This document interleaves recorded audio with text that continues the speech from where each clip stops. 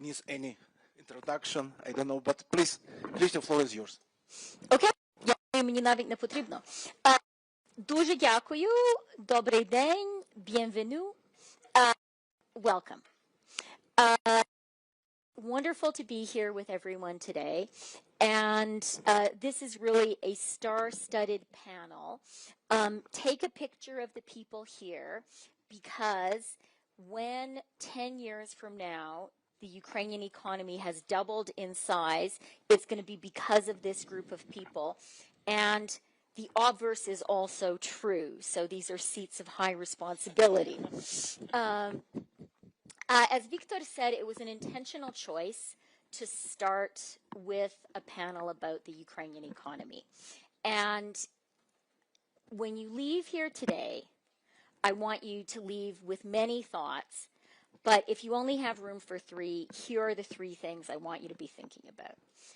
The first one is, quite naturally, with the beginning of the war, with this cruel, illegal, evil, full-scale invasion of Ukraine, we spent some time thinking about Ukraine as a victim and the horrible damage being done to Ukraine. And that was entirely appropriate. But today is a day I want us to start thinking about Ukraine as an opportunity. Ukraine as a European tiger, as an engine of growth for Ukraine, for all of Europe, and for the world. Second thing to think about, we walked through here, Victor and his team did an amazing exhibit of Kyiv fighting the Shaheds. And we have people who have just arrived from Kyiv.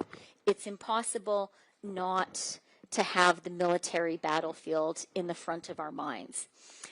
But Ukraine is fighting two wars at once. It is fighting on the military battlefield and on the economic battlefield. And when the war is over, the economic fight will truly be joined. Ukrainian people are fighting, for their sovereignty and their identity, but also for European prosperity.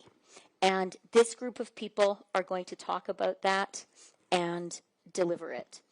And then the final thing that I would like people to think about, I first lived in Ukraine in 88, 89. And I was there when the Soviet Union collapsed and independent Ukraine emerged. And we saw the miracle of the collapse of the Soviet Union and of EU accession for the countries of Eastern Europe. Their economies tripled in size from 2000 to today. So Ukraine as a European tiger sounds like an unreachable dream, but it's actually something that's happened already. And that's what we're going to be talking about today. We're going to start with a great friend of Ukraine, someone who has been doing a huge amount of work on it, the head of the World Bank, Aджай Банга. And to give you a sense of how engaged these guys are in Ukraine, they have a special train that goes to Kyiv every week full of World Bank people. They are there, they're on the ground, and they have been working on a prosperity plan for Ukraine. Aджай, what is happening in Ukraine, and what does Ukraine need to do? So first of all, thanks for having me, and congratulations on your new role. And I'm really glad that, Victor, thank you for getting this set up, and it's a pleasure to be with all of them. Look, I've been in the bank now 2.5 years, and these 2.5 years, the bank has been the primary source of the manner in which money from certain countries in the West and Japan and the like has flowed for purposes of keeping the Ukrainian economy and administration and schools running. So our knowledge base of those people you referred to come and go from there. 78 of them are on the ground in Ukraine, and a number of them have been there since the beginning of the war. Some are newer, and so they have a good expertise on what's been going on and what needs to be done. Separately, we put together a panel of experts that consists of some people who are Ukrainians, some who are Europeans, some Canadians, Brits, Americans, Japanese. In fact, somebody who used to work at the EBRD, a Japanese, is also part of our group. And we have a panel report that I'm going to draw on just now to speak about. Okay, this is for journalists in the room. It's top secret intelligence. It hasn't been released yet, so. Come on in.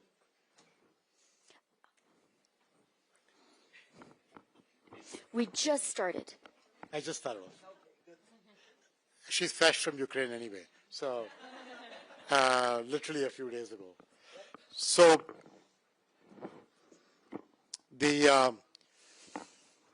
I'd say 4 or 5 things to you, and I'll give it a pause there. The first is, I think the Ukrainian people have got to want what's going to happen in terms of economic change.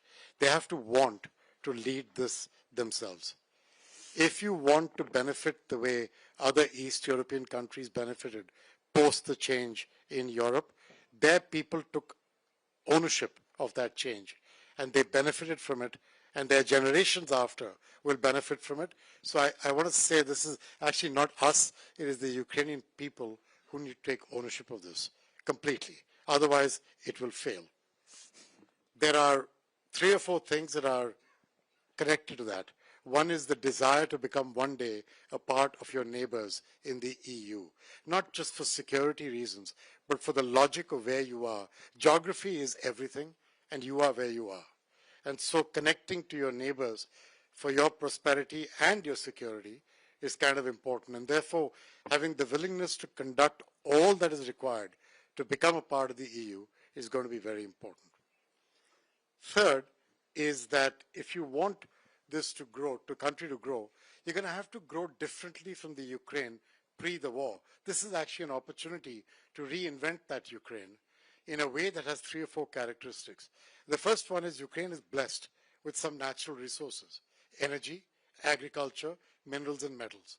Definitely something to be used.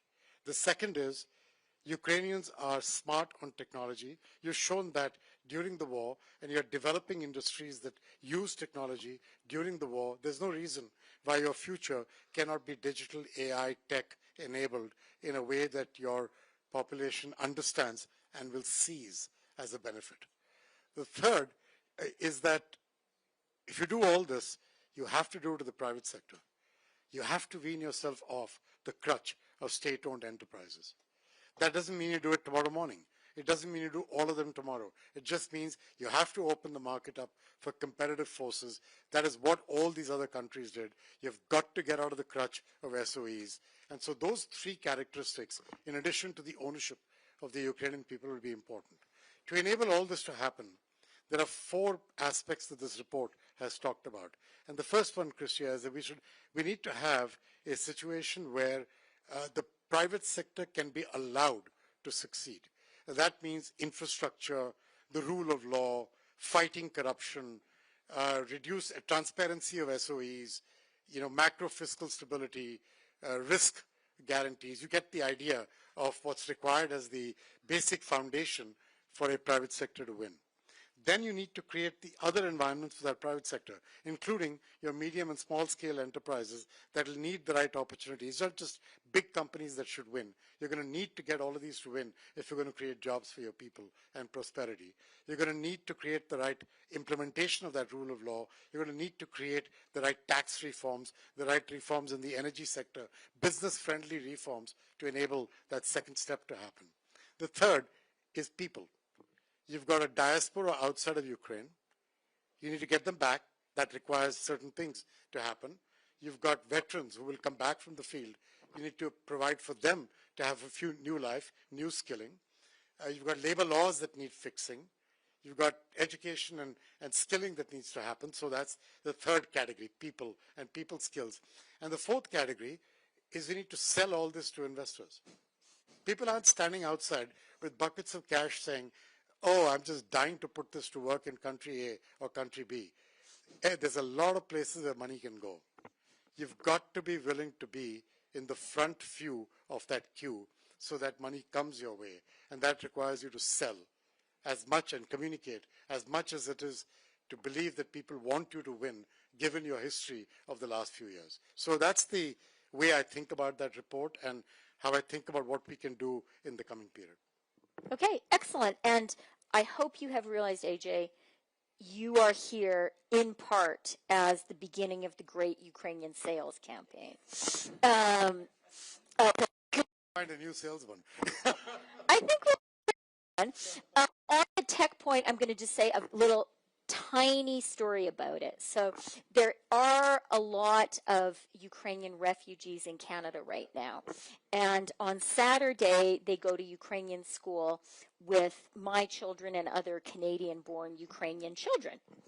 And the Ukrainians from Ukraine who have just arrived in Canada, who send their kids to Canada's excellent schools, have set up extra for Ukrainians only math classes because they believe that the Ukrainians are so much better at math than the Canadian children that they don't want them to lose their math excellence while they're in Canada. So that tells you something actually about the level of education, and maybe we Canadians need to pull our socks up a little bit on math. Kristalina has just returned from Ukraine, and Kristalina and Odile and I have in common that from the beginning of the full-scale invasion of Ukraine, we were in meeting after meeting, virtual and in person, of the G7 finance community and Ukrainians, reeling with shock, really, and thinking about what could be done. And Kristalina Ukraine is very lucky, and the world is very lucky, that when this terrible thing happened, Kristalina Georgieva was the managing director of the IMF.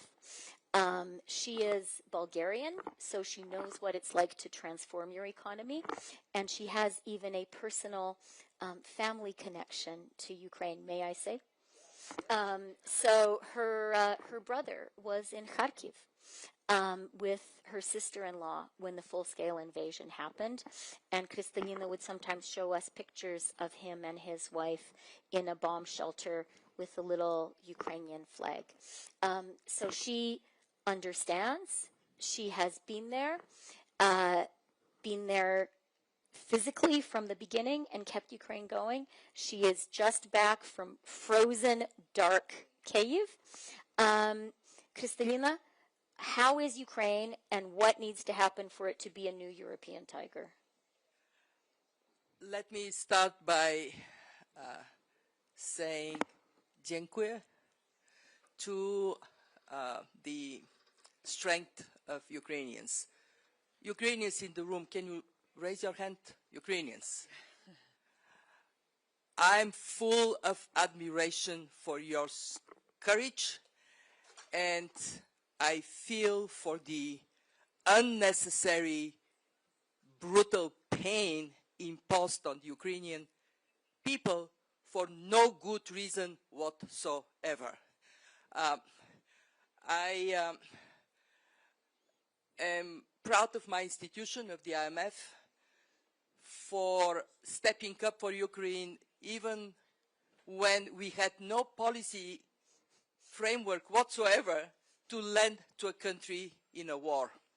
And we worked to change our policies so we can support Ukraine, not only with the funding that the IMF directly provides and the reforms we support, but because we serve as an anchor for the friends of Ukraine to have the confidence that they're putting their money in a place where it would make a positive difference. Under the first program of the IMF, we mobilized 150 billion euros. And I'll tell you a small anecdote. So we are in April, after the war started in Washington. We have the spring meetings. And I told the media that Ukraine would need $5 billion a month for as long as the war goes on, so it can have the financial strength to fight. Yes, it needs guns and all the rest, but it also needs an economy that is vibrant. When I gave this interview, people were saying, that's out of the question. What is it? 5 billion a month? Not possible. And some of you probably know Mandela saying, impossible until it is done. Now, you are asking the right question. What would it take for Ukraine to succeed, again, beyond everybody's expectations? It would take three things. Number one, the country has done a lot to reform. Under our program, we had these periodic reviews. We did 8 of them. Mind you, in previous programs of Ukraine with the fund, it was not at all easy. We actually have better outcomes during the war than we had before the war. So reforms have taken place, but they are not completed. And I want to be very frank. If the country wants to be an European tiger, I love this, why a European tiger? European lion. Isn't it better? European lion. Yes. It has to be with no reforms left to be done. So when I look at Ukraine, I understand why, but it is an impediment. We still have electricity, heating, subsidized. They're subsidized for a reason. We know why the country is doing it, but that has to go.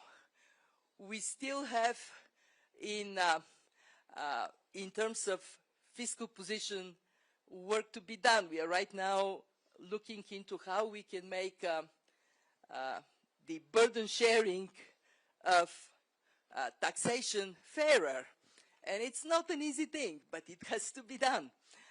And above all, anything that is an obstacle to private sector dynamism needs to go. I look back at the history of my country, and I can tell you it was very painful. After the euphoria of communism being gone, came the harsh reality that bringing the economy up to par takes a sacrifice. So that is number one. Unfinished business, no more. Number two, it is incredibly important that Ukraine completes the accession to the European Union in a good, rational time frame, because this is a magnet for the Ukrainian economy to truly integrate, fully integrate within Europe, and it is a stamp of approval that you have done it, that Ukraine has done it. Number three, you have to believe in yourself as a lion. So get up in the morning and go, row. Confidence matters. And I'm telling you from my experience, Bulgarian experience, it's not going to be easy. But if you have that confidence and you demonstrate that confidence day in, day out, if you leave aside internal wranglings, if you bury the corpse of corruption forever, of course you're going to succeed. And yes, I know that the two things that would make a difference in business are going to be security and it's going to be labor. I met with business leaders when I was in Kiev, and we looked at surveys, and it's amazing. Some would put access to labor above security as a problem that needs to be solved. So the population shrank, how we get people back, how we get the best out of those that are there. Unemployment still exists in Ukraine. Why? Because of skills mismatch, how we integrate the people who would come from the army. These are all very practical questions, and you can count that we will be there with you to solve them. My impression from Kiev is very straightforward: cold, dark, much worse than when I was in 23, but functional. Streets are clean, traffic lights work, people do their daily jobs, and they don't moan, they don't complain. And that is incredible. This is why my admiration for Ukraine has only grown after being there. I visited the power plant.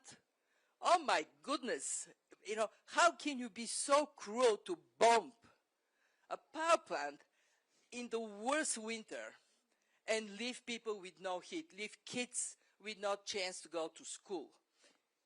But it was done. And what did Ukrainians do? They didn't moan, they didn't complain. They rolled their sleeves. They restored access to 75% of those that relied on this power plant within 14 hours. It's unbelievable. I asked them how they felt. Do they feel pride of what they have done? And the answer was, well, it's a mixed feeling. We are proud of what we do for our people, but we are frustrated. Why are our skies not protected? And I can tell you, I brought that message loud and clear that this is wrong. There has to be a shield over Ukrainians. To lighten up the conversation, talking about smarts, yes, our kids are smart. So I went to the United States with my daughter in tow. She was 13. So she went to school, to American school, and like 3 weeks later, I was called to the school. And my daughter was very worried. Oh my, you know, because in Bulgaria they call you to school. It's only bad news. So I'm going there, and what was the reason? They said, you know, your daughter is so ahead in math. She is in 7th grade, but we had to move her to 8th grade. And in 8th grade, she's still way ahead. So we have to take her to 9th grade in a different school. These are, they're really smart. And I know we can lift anything that is put on our shoulders. So, best of luck. Okay. Thank you so much, Kristalina. And Kristalina, as you have seen, in addition to being an incredible force for macro stability in the global economy, is a very inspiring and visionary leader. And she was very clever because she began the conversation by saying "Dziękuję," thank you, in Polish. And I think she wanted to say it in Ukrainian. Дякую. But I did it on purpose because of the Polish example. And I'm not from Poland. They don't like me. And talking, had once a conversation with Donald Tusk, I think actually at an event at one of Victor's breakfasts. And I said to him, how did Poland do it? It used to be when the Soviet Union collapsed, crossing the border between Ukraine and Poland, not that big a difference. And today, it's huge. So how did the Poles do it? And what now Prime Minister Tusk said is, we decided as a country we were going to do it. And we had a deep national commitment. It was not partisan. It did not depend on the electoral cycle. We knew it was going to be hard. We knew it would be worth it. And we had a sustained effort. So, dziękuję, Kristalina, for pointing that out. And дякую, because, you know, intentionally we began, this is really one of the first big Davos meetings it's the first big one about Ukraine. And we began on purpose about the economy. But as Kristalina pointed out, at the end of the day, there needs to be skies that are protected, a country that is no longer being invaded, a country that is no longer at war. And that is the foundation for everything. Okay, over to Odile.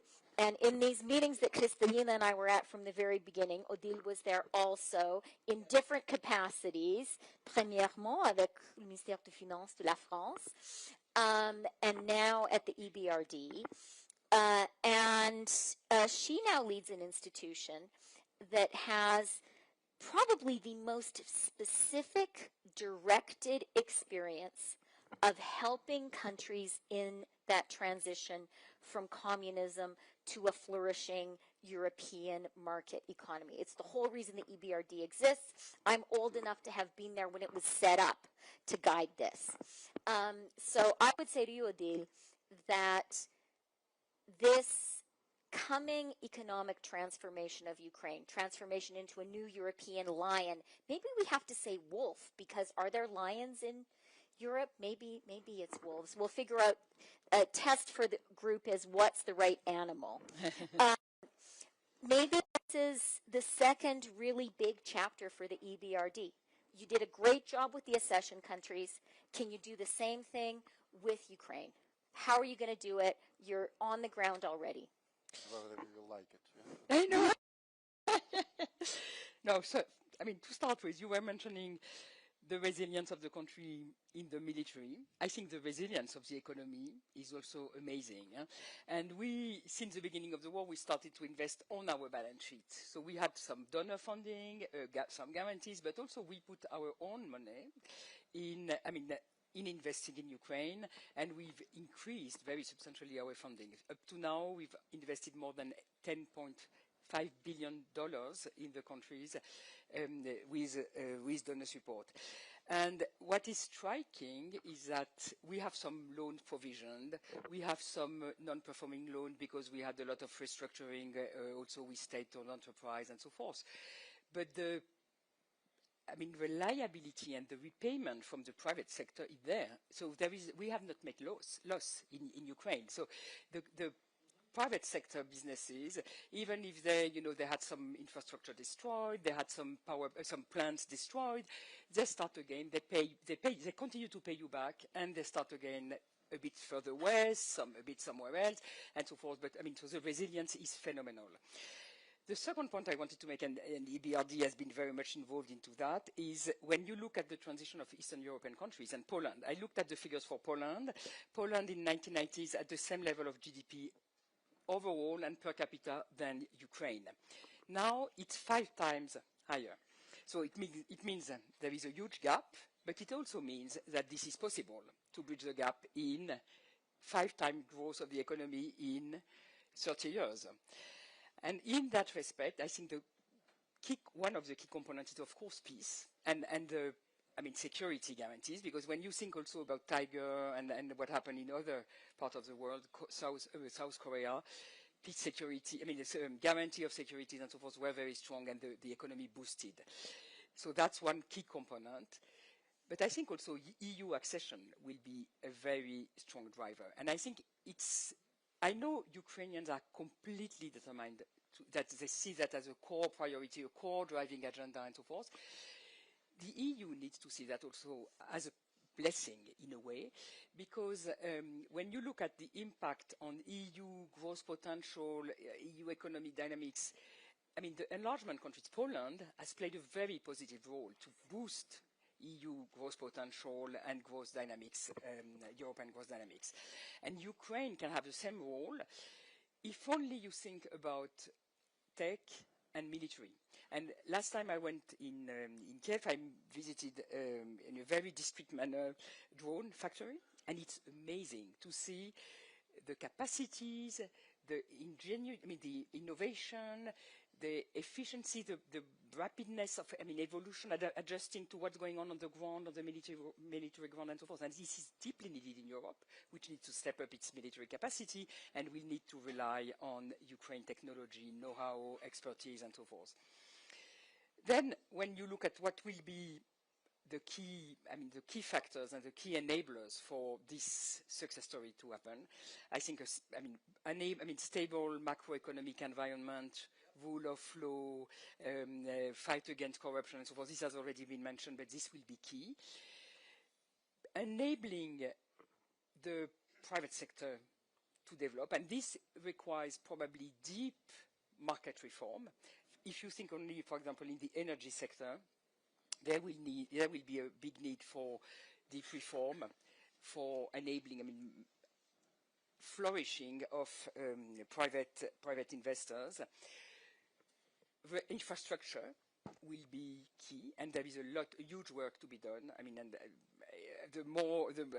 view of what's going on the ground in these days, the cost of rebuilding infrastructure will be, is increasing by the day, but this will be key. And there also, I think it will be very important to use, of course, public investment, but also to rely on private investment. We are already working with IFC and the World Bank Group on public-private partnership in port.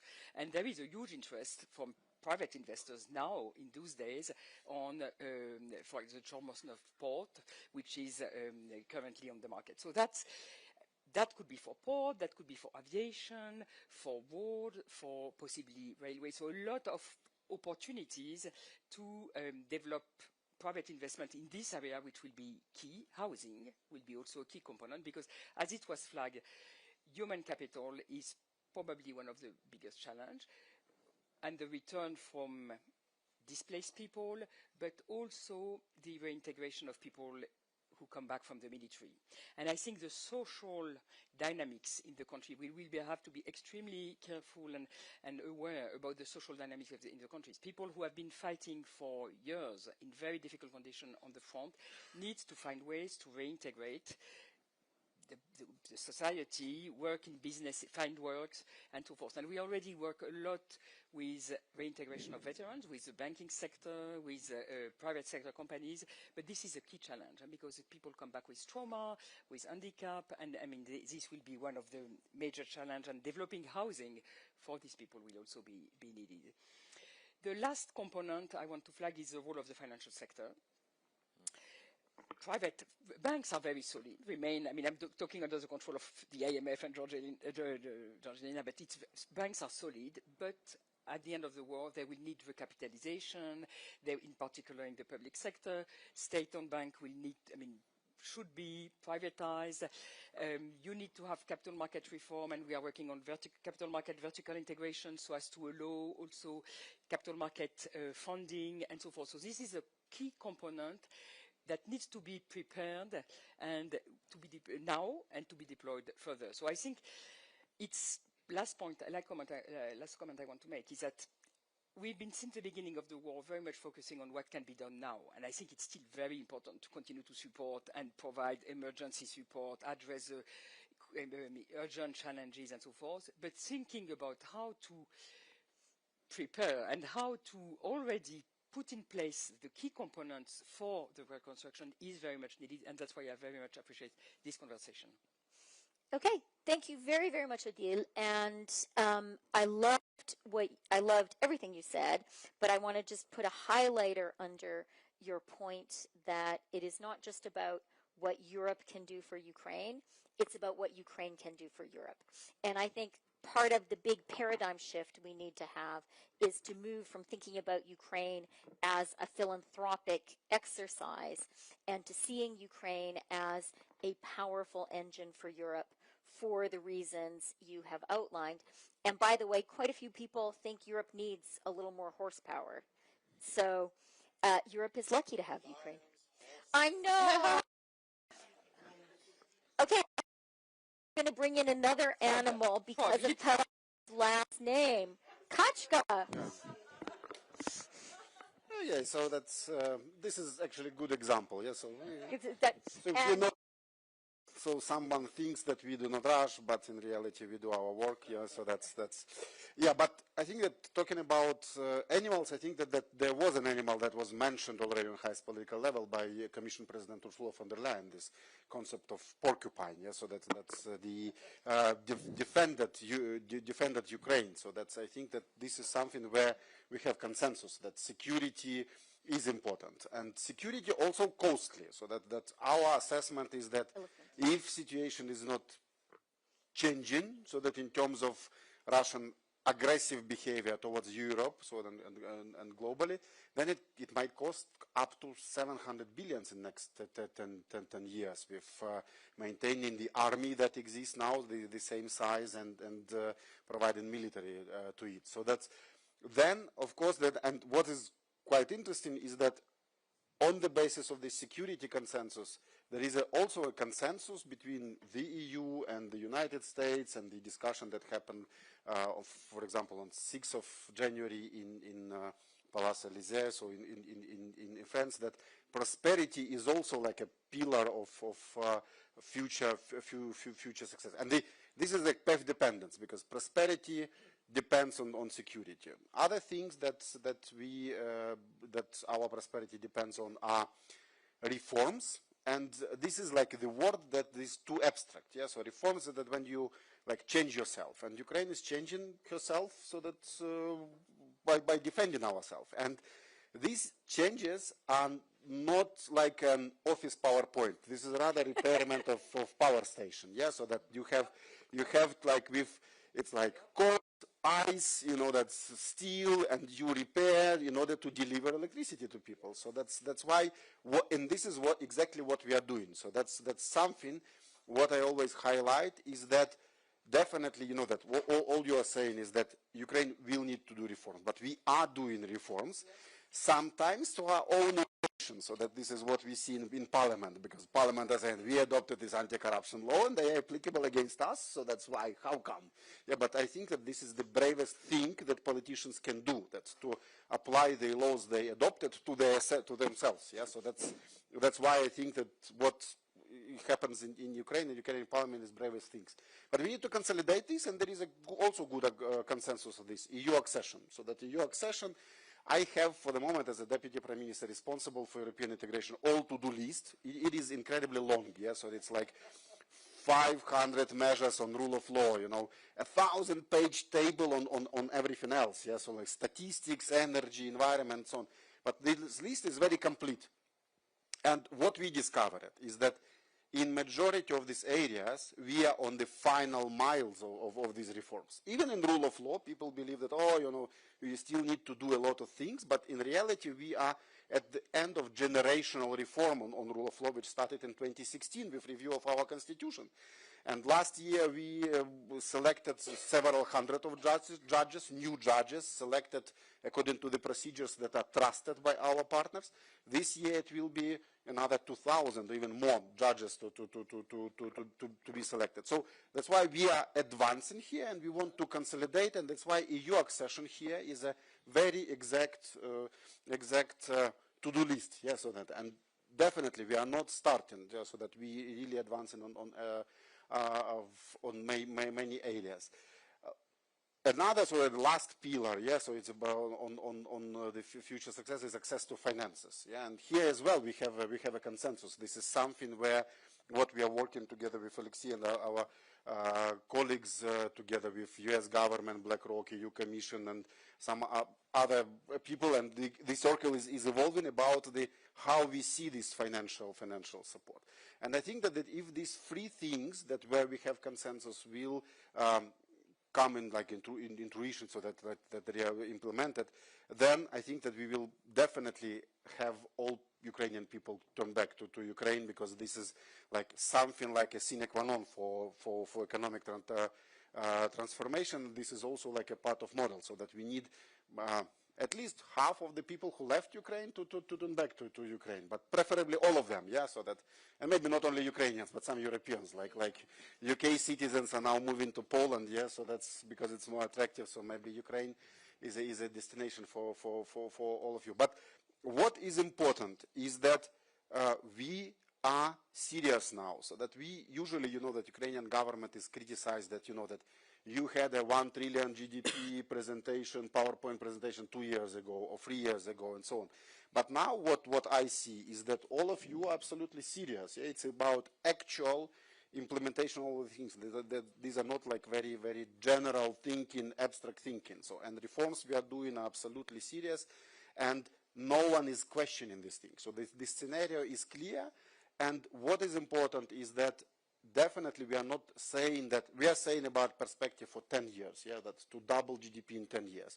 But the to-do list is about now. To-do list is about 2026, 2027, to access to the EU as soon as possible. If the EU itself is saying that 2028 we can complete negotiations, then it means even they believe that this is feasible. So that's why I think that now we are very close to really deliver this promise to Ukrainian society about the economic prosperity, and it means that we are all serious and we are doing things now. We are not only promising and not only planning. This is something that is happening here and now, and I think that our panel is also perfectly timed, because I think that in the course of this World Economic Forum there will be other events, and I know that it's like slow teaser on this topic, and you will see that this is something that is like really related to the actual processes that happen in Brussels and in Washington and elsewhere, and in Kiev as well. Thank you.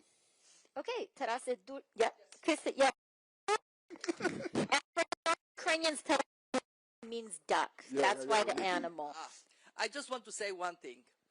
Throughout the first program of the IMF, every time I would present what has been achieved, I would start by saying Ukraine has earned every penny of support it receives because it does its part, because it pushes on the anti-corruption front, because it pushes on reforms. And now when we are going with the second program, this is what we want to anchor bringing finances to Ukraine.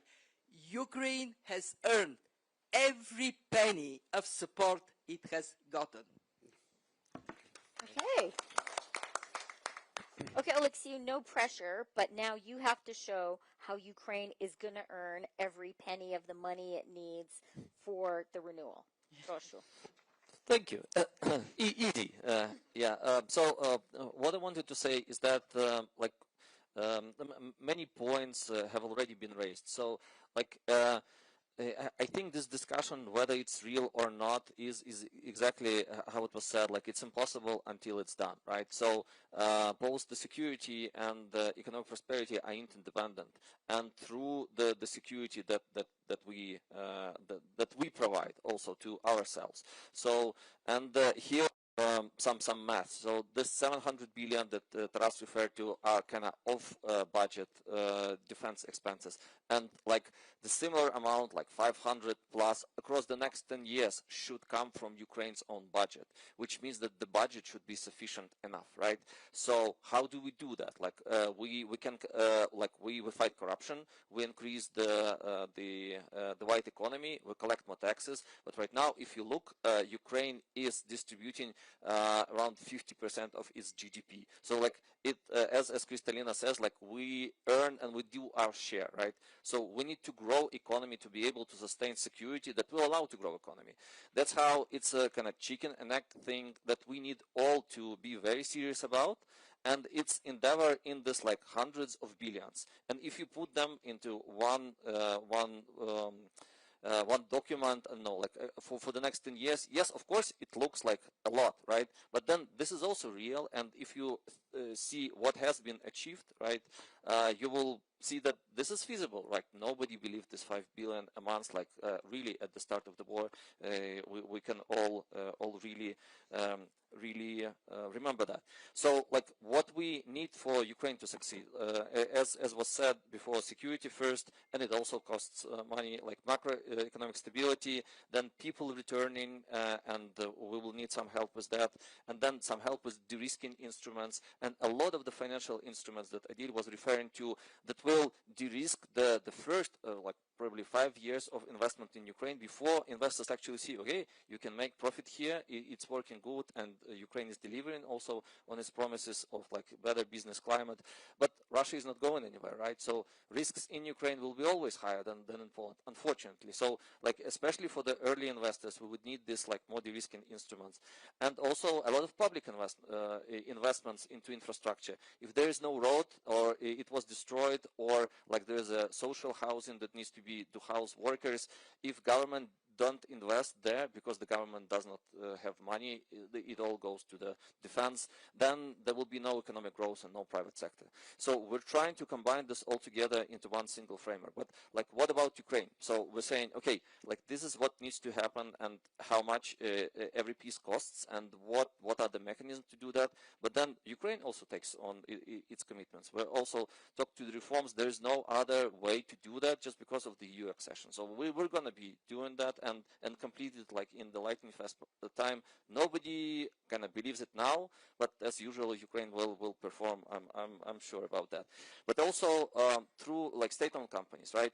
We need to be like we're ready to privatize, but it also involves the seriousness from the other side and some help from financial institutions to finance these deals. So, for example, this Energatom issue, we're ready to sell quarter of the company, but then when we approach different nuclear, like big, powerful companies from Europe, they all have their own troubles and saying, oh, like taking a stake in the like in nuclear, very important company in Ukraine after the war or during the wartime, it's really hard for them because they have their own problems, and we understand it.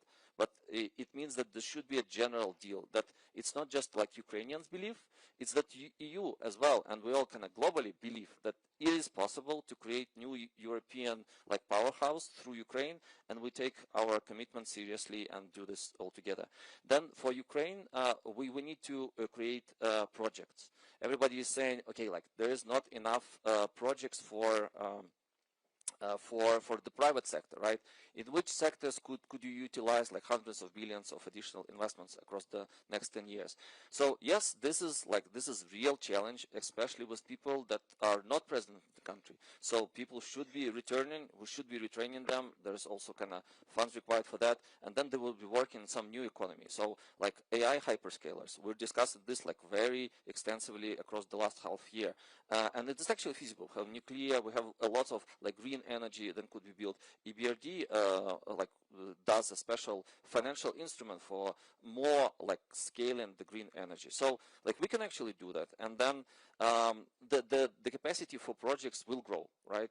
But then yeah, it's on Ukraine to actually be able, and to Ukrainian businesses as well. So they should take this commitment really seriously, that they need to do projects based on how to attract like European money, Western money, not the like with more compliance standards.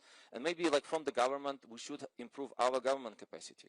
So like it is insane to work in the government right now just because like the war is happening, the international like negotiations are happening all at once, everything, right? But it will never be easy. Like if we're really thinking we're serious about being successful, we need this capacity also in the Ukrainian government, and it's also a task to us. So I think like as you have seen this panel, everybody is ready and everybody is taking this very, very seriously. So we need to like last mile to close the deal, agree, and then very, very hard work for the next 10 years to actually deliver that. So that's easy.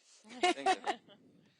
And Alexei understates the challenge of the craziness of working in the government. I've been having, leading up to Davos, efforts at conference calls with Alexei and Taras, and very often they have no power. And so you can't do a call if you have no power and your phones haven't been charged. And so I have this vision of them sitting in their cold, dark offices or cold, dark apartments, desperate that their phones have run out of power, madly trying to do the 1,000 things that they have to do for the European acquis. It is always challenging. It's not so dramatic, but yes. Especially for you. Yeah. And I love your point, although I disagree with it, that nobody believes Ukraine can do this for Europe. I'll tell you who does believe it. Ukrainci. Yeah, Ukrainki. that's true. And Ukraine really is Ukrainians are the only people in the world who have shown that they are actually prepared to die because they want to be European. Yeah. There's no more powerful commitment than that. And they're doing it they're fighting in such a smart way. So that, I think, past performance is not a guarantee of future performance, but it's a pretty good sign. We have a few minutes left. I wonder if there are any comments or questions. Yes? Okay. Why don't we take 3 comments and questions right away, then we'll go to our great speakers.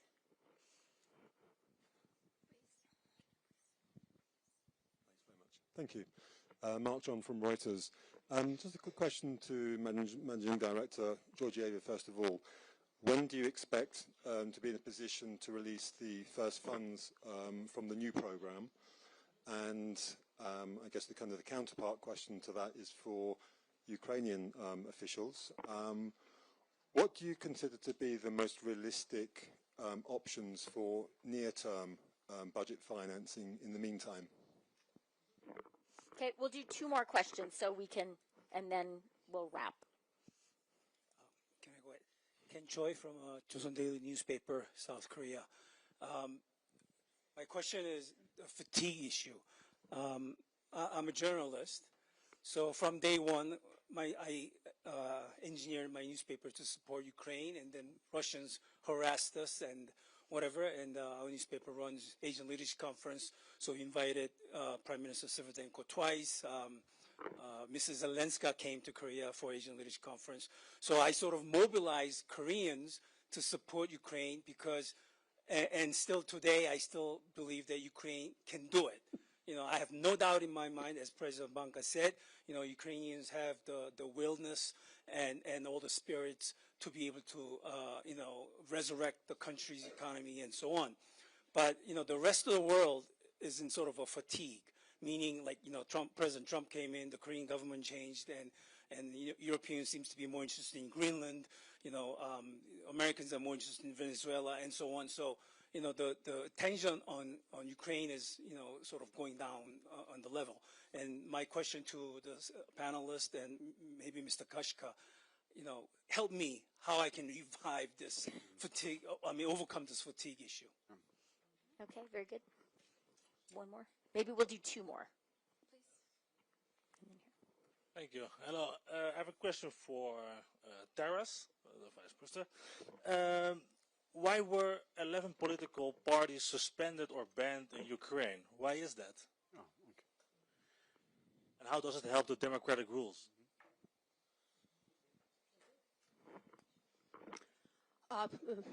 Hello, I'm Ksenia Smirnova from Ukrainian television. I have two questions, one for Alexei and one for Mrs. Kristalina. Very shortly, Alexei, I want to ask you if there any opportunity to make tender counter effects with the question of not very easily situation with the tax tax changes in Ukrainian, according to Ukrainian government, towards middle and towards small business, because it may be a little bit harmful. It's easily saying harmful. And the second thing is about some pressure that might be during an accord for the martial law now in Ukraine towards business, especially middle and small business. So how to cope with this now with the help of our foreign partners.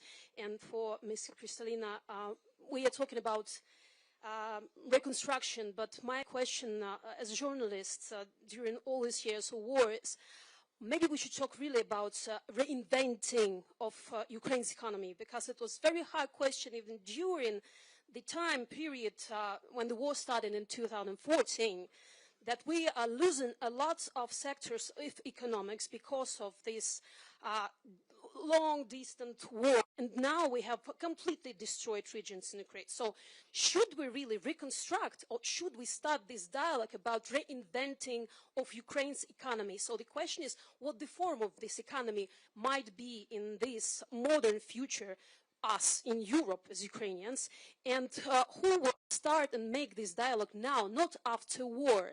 Will Ukrainian society or representatives of group of society, or you, the people who really help us stay alive, even though you were saying the terrible things that are going on right now, this minute in Ukraine? Thank you very much. Okay, дуже дякую. And this is, we're now going to have to wrap up. So what I'm going to do is give each panelist an opportunity to answer questions, make a concluding remark, and we'll go in the same order that we started. So I'll start with AJ.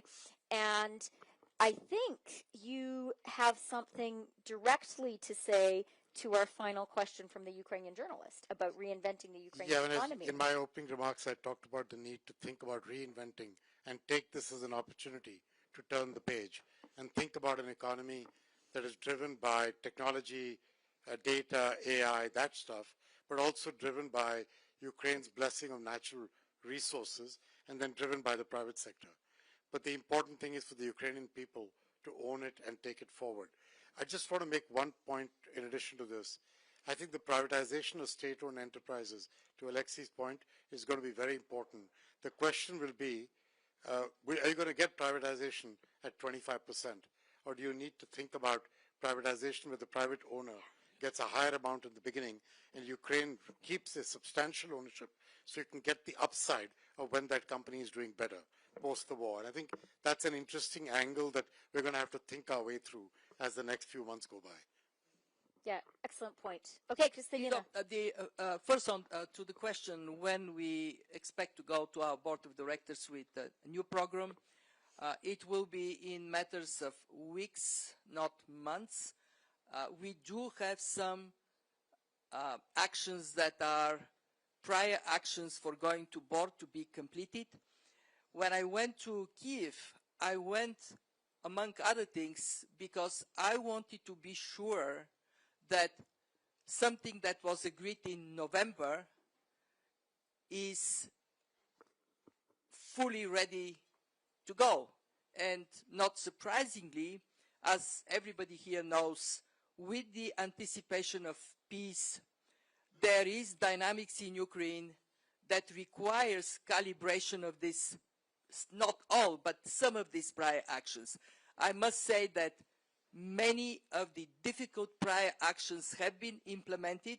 A budget was passed, and that was very difficult.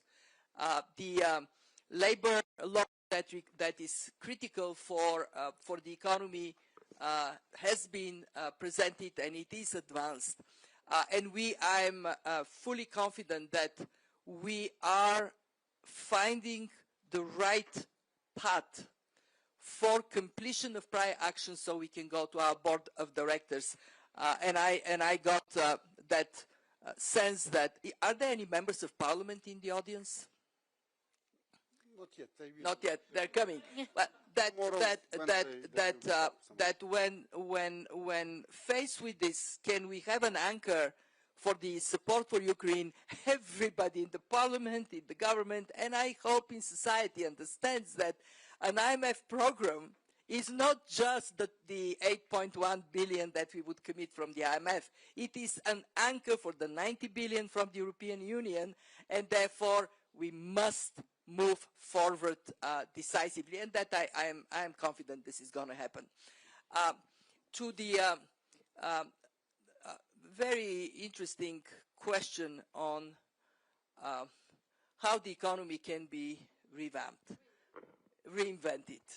Well, so here is my reaction to it. Part of what needs to be done is just to finish what was started. Ukraine stepped on the road to a market economy, but hasn't quite finished going on this road. And it cannot linger in between non-market economy and market economy. It is either or. It's like you cannot be half pregnant. But then you look into the future. Who are your partners? How you position yourself in a global economy that itself is changing dramatically. And you say, we have this unique opportunity to do things anew. And we can turn this into a strength. And I want to praise Aджай, who took very much to heart exactly the answer to this question, how to revamp the Ukrainian economy for prosperity of the people in the country, and actually for the benefit of Europeans and everybody who is in economic relations with you. Okay, Odile.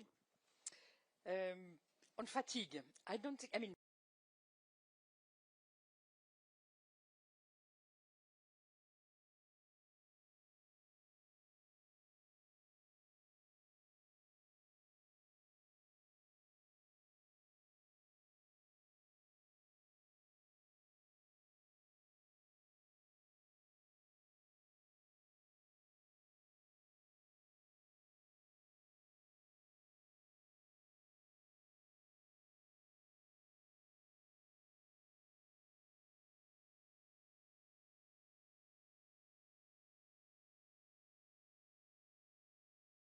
economic strengths. I mean, the agribusiness, it's very traditional, but it's a big strength you need to rely on to reinvent, to transform, but you need to build on that.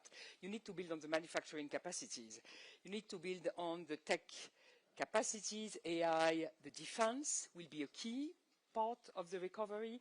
And so I think that it's transforming. It's not, I mean, throwing away all the key strengths, but really building upon them. And there is a last point I wanted to mention in terms of what appears to me a key strength in moving forward and the recovery and the reinvention of the country is the role of civil society. I think since 2014, and we've seen that in, this summer when there was some discussion about the anti-corruption law and so forth, the role of the civil society and the feeling of ownership for what's going on in the country is huge, and it will be a key component of the success of Ukraine in the years to come. Okay, Tarase. Yeah, so first and foremost, just to continue, this is exactly the one of examples that I want to use about invention and reinvention of economy. So agriculture, in 2008, we exported 4 million tons of grains. In 2018, it was 40, and before the war, so 2021, it was around 80. Yeah, and now we permanently export really 60 million tons, even during war, with blocked ports, with all these things.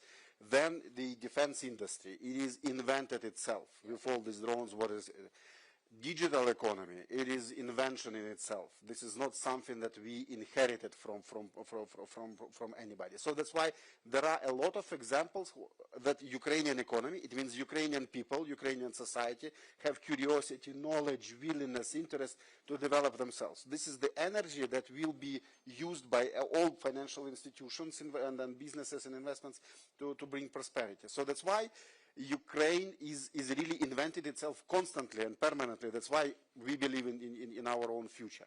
And there is no sense of fatigue anywhere.